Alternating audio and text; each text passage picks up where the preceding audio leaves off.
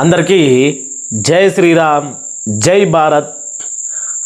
పేదరికం నిర్మూలించాలి, పేదరికాన్ని అంతరించాలి, పేదరికాన్ని మన భారతదేశంలోనే లేకుండా తరిమి కొట్టాలని మాట్లాడేటువంటి ప్రజలకు, బిజినెస్ మెన్లకు, అలాగే రాజకీయ నాయకులకు, కొన్ని రాజకీయ పార్టీలకు చాలా సందర్భాల్లో అసలు నిత్యావసర సరుకుల రేట్లు మొన్న నుంచి పంచదార అంటే చక్కెర రేటు ఆకాశానికి దాటుతూ ఉంది. బయట ఎవ్వరు కూడా ఛాయలు తాగుడు బంద్ చేస్తూ ఉన్నారు. వంటల నూనె పోసుడు కంటే రాబోయే రోజుల్లో నీళ్ళు పోసుకొని అండే కాలం వస్తుందేమో అంటే అట్లా కనబడుతూ ఉంది. మరి 500 కూలీ చేసుకునేటువంటి ప్రతి ఒక కూలీనాలు చేసుకునే వ్యక్తి ఈ భారతదేశంలో 3 పూటల అన్నం తిని జీవించగలడా అనే ఒక దాని ఎగ్జాంపుల్ ఏర్పడతా ఉంది. ఈ వ్యవస్థలు ఇప్పుడు మనకు తెల్ల రేషన్ కార్డు ఉంటే 5,000 రూపాయలు ఇవ్వాలనే విషయం ఎప్పుడు వచ్చింది అంటే కరోనా టైంలో నరేంద్ర మోడీ గారు అలాగే కొన్ని కంపెనీలు అప్పుడు దీన్ని మెన్షన్ చేయడం జరిగింది. ఎందుకంటే అప్పుడు ఈఎంఐలు అలాగే ఇళ్లల్లో అద్దెకు ఉండేటోళ్ళు కొన్ని సంబంధించిన వంట వస్తువులకు దానికి దీనికి ఇబ్బంది అవుతుంది అని అప్పుడు మనకు ఏదైతే మనకు రేషన్ కార్డుకు 5,000 రూపాయలు ఇవ్వాలని ఒక విషయాన్ని బయటకు వచ్చింది. అప్పట్లో ఏదైతే మనకు కోవిడ్-19 అలాగే 2020లో బయటకు వచ్చినప్పుడు మరి ఏమైందో ఎవరికి అర్థం కాలేదు. కానీ తర్వాత ఆ విషయాన్ని అలాగే సైలెన్స్ అయిపోయింది. ఈ ఈఎంఐలు కానీ ఇంటి అద్దెలు కానీ ఒక 3-4 నెలలు అడగద్దు అని సెంట్రల్ గవర్నమెంటు ప్రతి రాష్ట్రాల గవర్నమెంట్లు అందరికీ హెచ్చరించడం జరిగింది. ఇంటి అద్దె అడిగినా కేసే, అలాగే ఈఎంఐలు అవి ఇవి ఏమన్నా అడిగినా కూడా కేసే అని చెప్పడం జరిగింది. అవునా కాదని మీరు వీడియో కింద కామెంట్ చేయండి. నేను ఇప్పుడు ఎందుకంటా ఉన్నా అంటే గవర్నమెంట్ ఏమన్నది అనే విషయాన్ని మనం చూడబోతా ఉన్నాం. అంటే రేషన్ కార్డుకు 5,000 ఇవ్వాలని అన్నది అది ఇప్పుడు ప్రజలు అడుగుతూ ఉన్నారు. అవును ఇవ్వాలే, ఈ రకంగా వ్యవస్థ మారుతూ ఉంటే ఖచ్చితంగా ఇవ్వాలి అని అంటూ ఉన్నారు. ఎందుకోసం అంటూ ఉన్నారు పబ్లిక్ చూద్దాం ఒకసారి. ఇప్పుడు తెల్ల రేషన్ కార్డు ఉన్నది. తెల్ల రేషన్ కార్డు ఉన్న వాళ్ళు మినిమంగా మిడిల్ క్లాసు లేదంటే లో క్లాస్ వాళ్ళు అంటే పేదోళ్ళు ఉంటారు. అటువంటప్పుడు ఇప్పుడు జరుగుతున్నటువంటి విషయాల మీద మనము కొన్ని నేను బాగా సాగదీసి మాట్లాడా లైట్గానే మాట్లాడబోతా ఉన్నా. వీడియోలో మీరు చివరి వరకు చూడాలని కోరుకుంటా ఉన్నా. ఇది అప్పట్లో వచ్చినటువంటి ఒక సందర్భమైనటువంటి ఈ వార్తాపత్రికలో వచ్చిన విషయం ఏమని, రేషన్ కార్డు ఉన్న లబ్ధారులకు శుభవార్త. రేషన్ కార్డు ఉన్న వాళ్ళకు నెలకు 5,000 రూపాయలు ప్రతి నెల ఈ పథకం ద్వారా పొందవచ్చు. కావున రేషన్ కార్డు కలిగి ఉన్నటువంటి ప్రతి ఒక్కరు దీన్ని అప్లై చేసుకోవచ్చు. అలాగే ఈ యొక్క పథకము కేంద్ర ప్రభుత్వానికి చెందింది కాబట్టి ఎలాంటి సమస్య కూడా ఉండదు. ఇక ఈ పథకానికి సంబంధించి పూర్తి వివరాలకు మనం వెళ్ళినట్లయితే అని ఒకటి ఇవ్వడం జరిగింది. ఎందుకోసం ఇచ్చినానంటే అప్పట్లో ఉన్న పరిస్థితులు అలాంటివి. ఇంకా అప్పుడు ఏమొచ్చింది చర్చ అంటే ఇక నిత్యావసర సరుకులు ఇవి బంద్ చేసి బియ్యం ఇచ్చుడు బంద్ చేసి రేషన్ కార్డుకు 5,000 ఇస్తారేమో అన్నటువంటి ఉదాహరణ కూడా వచ్చింది. అంటే అంతటి సంక్షోభం వచ్చింది కరోనాతోటి. ఆ టైంలో వచ్చినటువంటి ముచ్చట ఇప్పుడు ఎందుకు చెప్తున్నారో వేస్ట్ కానీ మీరు అనుకోవచ్చు. ఇప్పుడు నేను చెప్తా ఒకసారి చూడురిగో ఇదే విషయము. ఇప్పుడు ఎందుకు అంటా ఉన్నారంటే దీన్ని చూసిన తర్వాత నన్ను వేస్ట్గా అంటారా లేకపోతే అవునరా నువ్వు మాట్లాడింది కరెక్టే అని కామెంట్ పెడతారా, అది మీ ఆలోచనకి వదిలేస్తూ ఉన్నా. ఇది ఈరోజు మనకు ఎటుపోయింది అది సరే. ఇప్పుడే నేను ఈరోజు తీసుకున్న దీన్ని అంటే మన భారతదేశంలో మన తెలంగాణలో అయినా మన ఆంధ్రాలో అయినా అసలు వంట వస్తువుల రేట్లు ఏ విధంగా ఉన్నాయి చూద్దాం ఒకసారి. మొదటిది చక్కెర ఎంత ఉంది అంటే 80 రూపాయలు. ఒక దగ్గర 75 రూపాయల కేజీ అయిపోయింది ఓన్లీ 4 రోజుల్లోనే. మరి చక్కెరకు రెక్కలు వచ్చినాయా బంగారానికి వచ్చినట్టు? ఏం జరుగుతూ ఉంది అసలు? ఇది పబ్లిక్ మొత్తం గావర్ అవుతారు. వంట నూనెల ధరలు ఇవి గ్లోబల్ మార్కెట్లో సరఫరా మార్పుల వల్ల వంట నూనెల ధరలు గత 2 సంవత్సరాలతో పోలిస్తే పెరిగినాయి. గ్లోబల్ మార్కెట్కు వంట నూనెలు పెరిగితే పేద బడుగు బలహీన వర్గాలు, ఆటో నడిపించుకుంటోళ్ళు, రిక్షా నడిపించుకుంటోళ్ళు, రైతు కూలీలు, మోలు తీసేటోళ్ళు, బిల్డింగ్ సెక్షన్ల వరకు వేసేటోళ్ళు, అలాగే చెత్త బుట్టల్లో చెత్తలు ఏరుకుంటోళ్ళు వీళ్ళందరూ ఎట్లా బతకాలి? గ్లోబల్ మార్కెట్లో పెరిగిందని నూనెలు పెంచుతారు, ఏదో అమెరికాలో బాంబులు పడతా ఉన్నాయని చెప్పేసి ఉప్పు పప్పుల రేట్లు పెంచుతారు. మరి రైతు పండించేటువంటి వడ్లకు రైతు పండించే ప్రతి ధాన్యానికి రేట్లు అయితే పెంచరు.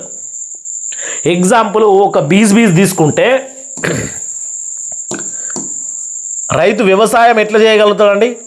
బీజు ఎంత 2150 లేదంటే ఓ జాగల 2200 రూపాయలు ఏ విధంగా వ్యవసాయం చేయగలుగుతారు రైతు?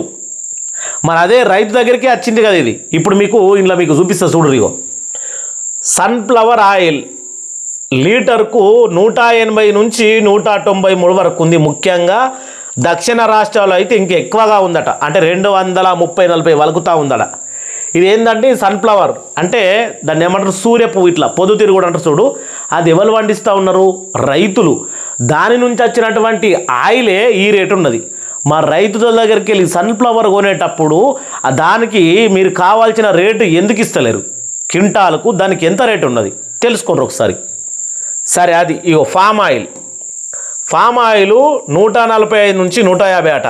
ఇది 160 ఉంది. ఎగ్జాంపుల్ చూసుకుంటే 170 కూడా ఉంది. దీన్ని మనటి వంటలో తింటాం. మనటి వంటలం అంటే ఖర్చులకు భయపడి అంతంత మాత్రంగా బతికేటోళ్ళం ఫామ్ ఆయిల్ తింటాం. దీంట్లో అంటే క్వాలిటీ అనేది ఉండదు. నువ్వు ఎప్పుడు చచ్చిపోతావో, నీ పేలికరం అయితే గత్తర వస్తుందా, రోగం వస్తుందా, గవర్నమెంట్ హాస్పిటల్ మనం అంతా ఇదే బతుకు. చాలామంది పేదోళ్ళు ఇదే తింటారు ఫామ్ ఆయిల్. దీని మీద ఎవరు క్లారిటీ కోసం ఎవరు చూడరు. దీని ఫామ్ ఆయిల్ కూడా ఎవరు పండిస్తూ ఉన్నారు? మనం పండించిందే. సోయాబీన్ ఆయిల్ లీటర్కు 150 నుంచి 160 వరకు ఎక్కువనే ఉంది. 10 రూపాయలు తక్కువ చూపించారు. సోయాలు ఎవరు పండిస్తున్నారు? రైతులు కాదా? రైతుల దగ్గరికి వెళ్ళి సోయాలు వచ్చేటప్పుడు ఎంత ఉంటాయి క్వింటాల్కి? మరి మీ దగ్గరికి వచ్చేసరికి ఒక్కొక్క ప్యాకెట్కు, లీటర్ ప్యాకెట్కు ఈ రకంగా 160, 170, 180, 200 ఒక్కో దగ్గర. ఇగో శనగలు కూడా పండించేది రైతులే కదా. ఇదైతే 175 నుంచి ఏకంగా ఇంచుమించు 200 వరకు ఉన్నది ఒక్కొక్క ప్యాకెట్కు, లీటర్ ప్యాకెట్కు. ఇక్కడ ఇచ్చేది చూడు. దీని గురించి మరి రైతులు దగ్గరికి వెళ్ళి కొనేటప్పుడు దళారులు కొంటా ఉంటారు. దీనికి బహిరంగ మార్కెట్లలో పలాని సోయకు గింత, పలాని సూర్యపువ్వు గింత, పలాని వడ్లకు గింత, పలాని చెరుకు గడలతోటే చక్కెర అయితే చెరుకుకు గింత అనేటటువంటిది ఎవరు కూడా, సెంట్రల్ గవర్నమెంట్ కానీ స్టేట్ గవర్నమెంట్ కానీ ఎవరు కూడా ఎందుకు పట్టించుకోరు? ఇప్పుడేమో సూపర్ మార్కెట్లు ఇక్కడ ఏమొస్తుందండి మనకు అంటే, రాసుడు కాదు మనకేమొస్తుంది, సూపర్ మార్కెట్లలో పెద్ద పెద్ద బోర్డులు పెట్టి మార్కెట్లను ఎందుకు ఓపెన్ అవుతూ ఉన్నాయంటే, అక్కడ వాళ్ళు లైటింగ్ రేటు, కిరాయి రేటు, బంగ్లా కట్టిందంతా కలిసి మనమేకి వెళ్ళి తీస్తూ ఉంటారు అన్నట్టు. అంటే పబ్లిక్ ఒక్కొక్క అట్టిగా 120 రూపాయలు చేసే ఒక ప్యాకెట్ను 170 అమ్ముతారు. అంటే ఒక ప్యాకెట్ మీద 50 రూపాయలు. మళ్ళీ ఇక్కడ ఇన్కమ్ ట్యాక్స్ అనేది ఉంది కదా, సుంకం, దొడ్డుగా మనకు అర్థమయ్యే భాషలో సుంకం ఉన్నది. ఇప్పుడు సెంట్రల్ గవర్నమెంట్కు 15% ట్యాక్సీ, స్టేట్ గవర్నమెంట్కు 15% ట్యాక్సీ. ఇక వాడు ఎంతకన్నా అమ్ముకొని వాళ్ళకి ఏమవసరం? కొనేటోళ్ళు ప్రజలు గంగలో పోతారు. రాజకీయ నాయకులు కాదు కదా పోయేది. ఇది మనం ఓన్లీ చూసినాం కదా. ఇప్పుడు పప్పుల రేట్లు చూడబోతా ఉన్నాం. పప్పులు ఇవి కొన్ని రకాల పప్పుల రేట్లు తీసుకున్నా. ఇవాళ మార్కెట్లో ఉన్నటువంటి రేట్లు ఇవి. మరి ఇవి తినేది కూడా మనమే కదా. వీళ్ళ రేట్లు, ఇవి పండించేది ఎవరు ఏం చేస్తామో చూడరు. పప్పులు ధాన్యాల ప్రైజ్ అంటే రేట్లు. పప్పు ధాన్యాల ధరలు రకాన్ని బట్టి కిలోకు కింద విధంగా ఉన్నాయి చూడండి ఒకసారి. కందిపప్పు 123 నుంచి 130 కాదు నాయన, 170 రూపాయల కేజీ ఉంది. ఇది కేజో బూజో. ఇది కందులు ఎవరు పండిస్తూ ఉన్నారు? రైతులు కాదా? రైతుల దగ్గరికి వెళ్ళి కొనుక్కునేటప్పుడు కందులు క్వింటాల్కి ఎంత పోతూ ఉన్నాయి? మరి ప్రజల దగ్గరికి వచ్చేసరికల్లా, మార్కెట్లోకి వచ్చేసరికల్లా వాటికి ఏమైనా బంగారం మెరుపులు రుద్దుతూ ఉన్నారా? కాదు కదా. అవే కందుల్ని కొంచెం మిల్లులో వేసి మళ్ళీ దాన్ని కొంచెం అంత ఎగపోసి దానికి పౌడర్ పోసి ప్యాకెట్లలో ప్యాక్ వేయంగానే మన దగ్గరనేమో క్వింటాల్కి ఎగ్జాంపుల్ 5,000 కొన్నారనుకో. ఈ 5,000 కొన్న క్వింటాళ్ళు ఒక్కొక్క దానికి వాళ్ళు 170 రూపాయలు వేస్తే క్వింటాల్ కందులు ఎన్ని ప్యాకెట్లు అవుతాయండి? కిలోయే కదా. ఎన్ని కిలోలు అవుతాయి? 100 కిలోలు ఒక క్వింటాల్. 100 కిలోలు ఇంటూ 170 కొట్టు ఎంత అవుతుందో లెక్క. ఇది కథ. ఇక మినుములు కిలోకు 120 నుంచి 130 అట, 140 రూపాయలు, 150 రూపాయలు కూడా ఉంది. ఏంది? మినపప్పు. ఈ మినుములు ఓడవంచిన రైతులు కాదా? భారతదేశంలో ఉన్న ప్రతి రైతు పండించిన ఇవన్నీ. ఇగో పెసరపప్పు, మూగుదాల్ అంటారు హిందీలో, దీన్ని రోల్ దాల్ అంటారు. మరి ఈ మూగుదాల్ను 110 నుంచి 115 అట, 120 నుంచి 130 వరకు పలుకుతూ ఉంది ఈ మూగుదాల్ది. చూడరు ఒకసారి మీరు మార్కెట్లలో. శనగపప్పును 185 నుంచి 90 రూపాయల వరకు అట, 90 నుంచి 100 రూపాయలు పలుకుతూ ఉంది. శనగలు కూడా రైతులు కదా పండించేది. ఏంది ఇది? మైసూర్ పప్పు. ఈ మైసూర్ పప్పు తిన్నది లేదు, నేనైతే దీన్ని తినలేదు, కానీ 90 రూపాయలు. అన్ని పప్పుల రేట్లు చూసాం. ఎట్టుంది కథ? ఇప్పుడు ఒక్కటే మాట, 500 రోజు కూలీ చేసుకునేటువంటి ఒక పేద మధ్యతరగతి వాడు ఈ రేట్లు పెట్టి కుటుంబాన్ని ఎలా పోషించగలరు? ఇందులోనే చదువులు, అలాగే ఆరోగ్యం బాగుండాలి, మళ్ళీ పండుగలు వస్తే కొత్త బట్టలు వేసుకోవాలి, ఫంక్షన్లకు పోవాలి, దావతులు పోవాలి, పుట్టినరోజులు చేసుకోవాలి, పెళ్లి రోజులు చేసుకోవాలి, అన్నీ చేసుకోవాలి. ఆడు సంపాదించేది రోజుకు 500. నెలకు మొత్తం కాడ లేకుండా పోతే ఎంత వస్తాయి అంటే 15,000 రూపాయలు ఒక ఇంట్లో సంపాదిస్తే, అది కూడా రోజు తప్పకుండా పోతే. ఆ 15,000లకి వెళ్ళి ఆరోగ్యము, చదువులు, ఇంట్లో ఏమన్నా పండగలు, పబ్బాలు, పెళ్ళిళ్ళు, ఇంకా పేరంటాలు, ఇక లాస్ట్కి వచ్చే సావులు అన్నీ కూడా ఇంట్లో చేయాలి 15,000 రూపాయలల్లో. ఒక బుడ్డపోరడు ఎల్కేజీ చదవాలంటేనే సంవత్సరానికి 15,000 ఉన్నాయి. ఎల్కేజీ ఇంకా డ్రెస్సులు, బుక్కులు పోయరు. ఇప్పుడు ఎప్పుడు మరి రేషన్ కార్డుకి 5,000 ఇవ్వాలనా, లేకపోతే ఈ రేట్లన్నీ తగ్గించాలనా? ఏం కావాలి మన భారతదేశంలో? ఎట్లా బతకాలి? కైసా జీనా అప్న జిందగీ బోల్దో. అరే నాకు బాగా హిందీ రాదు భయ్, లేకపోతే హిందీలో కూడా మాట్లాడుతుండే.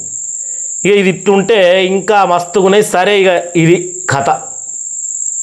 నా ఆవేదన అంత ఎల్లవుచ్చుకున్నా. నేను అందుకనే ఏమంటా ఉన్నా అంటే, ఫస్ట్ కరోనా టైంలో రేట్లను తగ్గించారు, అందరం చచ్చిపోతాము, అందరం సహాయం చేసుకుందామని. కానీ ఇప్పుడు అందరు వ్యాపారం చేస్తూ ఉన్నారు, ఎవడు సహాయం చేసేటట్టున్నాడు.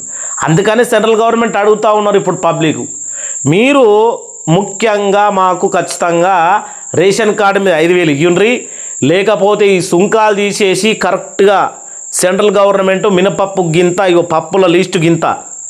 బయట దేశాల్లో మనం చూస్తాం, గల్ఫ్ కంట్రీలలో పండియరు, మన దేశాల నుంచి పోయేటి. కన్నడ ఒక పద్ధతిగా లిస్ట్ ఉంటుంది, ఆ లిస్ట్ ప్రకారమే అమ్మాలి, లేకపోతే జైలు శిక్ష వాళ్ళకు. మన దగ్గర లేదు, ఇష్టానుసారంగా అమ్ముకున్నాడే. ఏడికెళ్ళి శనగపప్పు కాడికెళ్ళి, కందిపప్పుల కాడికెళ్ళి మొదలు పెడితే మనుషుల కిడ్నీలు, లివర్లు, కన్నుగుడ్ల కాడికెళ్ళి అన్నిటి వరకు ఏమని చెప్పుదాం చెప్పురి. వీడియో ఎటు నుంచి ఎటు తీసుకుపోయినా కానీ మొత్తం సబ్జెక్ట్ అయితే మాట్లాడుతూ ఉన్నాయి అనుకుంటా ఉన్నా. అందరికీ బోరు కొడితే క్షమించాలి. ఛానల్ మాత్రం సబ్స్క్రైబ్ చేసుకొని కింద ఐ బటన్ ప్రెస్ చేసి అందరూ మీ అభిప్రాయాన్ని కామెంట్ చేయాలి. అందరికీ జై శ్రీరామ్, జై ఇండియా.